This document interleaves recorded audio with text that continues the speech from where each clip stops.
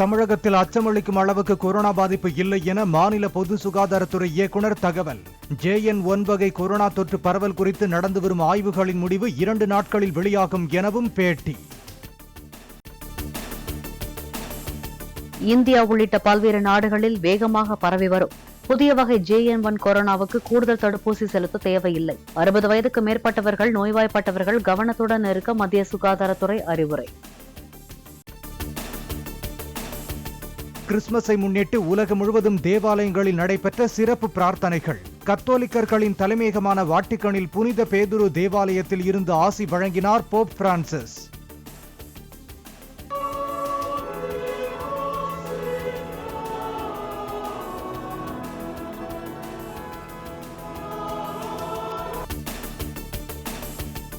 வேளாங்கண்ணி பேராலயத்தில் கிறிஸ்துமஸை முன்னிட்டு நடைபெற்ற சிறப்பு திருப்பலி மற்றும் பிரார்த்தனைகள்.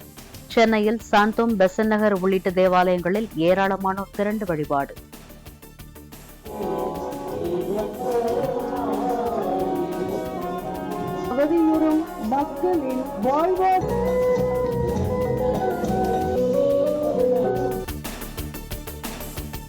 தமிழகம் முழுவதும் புத்தாடை அணிந்து பிரார்த்தனை செய்து வாழ்த்துக்களை பரிமாறிக்கொண்ட கிறிஸ்தவர்கள். தூத்துக்குடி பனிமயமாத ஆலய சிறப்பு திருப்பலியின் போது மழை வெள்ள பாதிப்பில் இருந்து மக்கள் விரைவில் மீண்டு வர பிரார்த்தனை.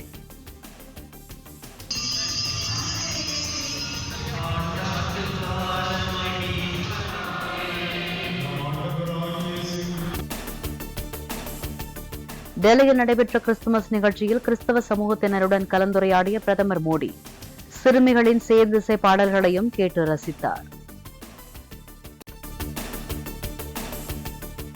அனைவருக்கும் நீதி வழங்கும் ஒரு சமுதாயத்தை உருவாக்க இயேசு கிறிஸ்து பாடுபட்டதாக பிரதமர் மோடி பேச்சு.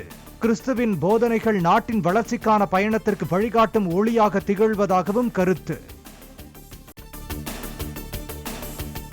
கடும் குளிரில் தேசத்தின் எல்லையில் பாதுகாப்பு பணியில் ஈடுபட்டுள்ள ராணுவ வீரர்களின் தியாகத்தை மறக்கக்கூடாது. கிறிஸ்துமஸ் கொண்டாட்டத்தின் போது ராணுவ வீரர்களுக்காகவும் சேர்த்து பிரார்த்தனை செய்ய உச்சநீதிமன்ற தலைமை நீதிபதி சந்திரசூட் வலியுறுத்தல். பயங்கரவாதிகளின் தாக்குதலில் 4 வீரர்கள் பலியானதை அடுத்து ஜம்மு காஷ்மீரில் ராணுவ தளபதி மனோஜ் பாண்டே ஆய்வு. பூஞ்ச் மற்றும் ரஜோரி பகுதிகளில் தீவிரவாத எதிர்ப்பு நடவடிக்கைகள் குறித்து அதிகாரிகளுடன் ஆலோசனை.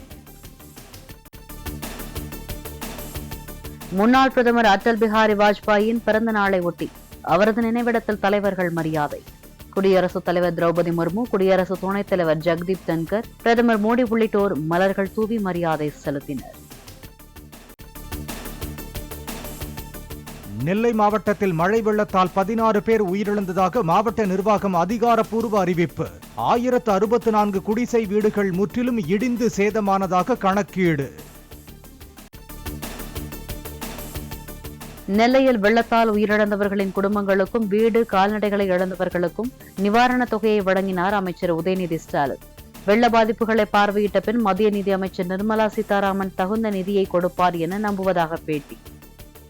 முதல்ல பேரிடர் இல்லைன்னாங்க, இப்போ பேரிடர் பார்க்கறதுக்காக என்ன பாதிப்பு இருக்கு பார்க்க வராங்க. எனவே ஒன்றிய நிதியமைச்சர் பார்த்துட்டு அந்த தகுந்த நிதியை கொடுப்பாங்க நம்புறோம்.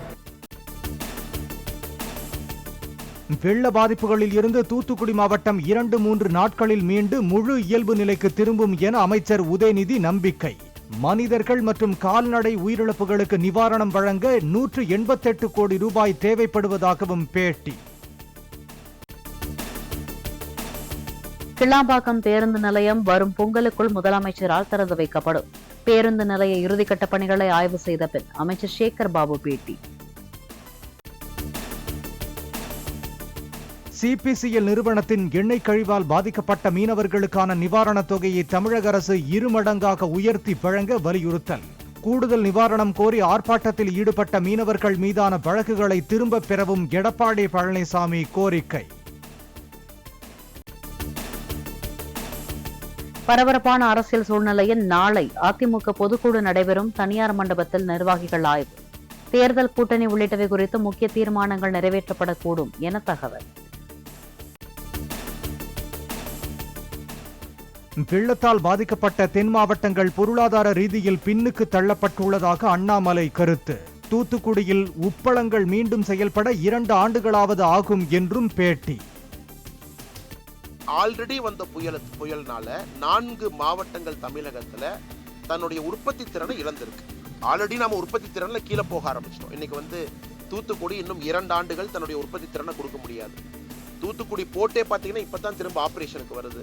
உப்பளங்கள் எல்லாம் 85% 90% உப்பளங்கள் போச்சு. தூத்துக்குடியினுடைய உற்பத்தி திறனை திரும்ப கொண்டு வருவதற்கு தோராயமாக 2 ஆண்டுகள் வேணும். திருநெல்வேலி அதே போல, தென்காசி அதே போல, கன்னியாகுமரி.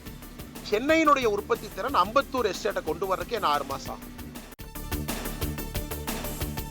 வரி பகிர்வு மானியங்கள் அரசின் திட்டங்களுக்காக தமிழ்நாட்டிற்கு 10,76,000 கோடி ரூபாயை மத்திய அரசு வழங்கியுள்ளதாக அண்ணாமலை தகவல்.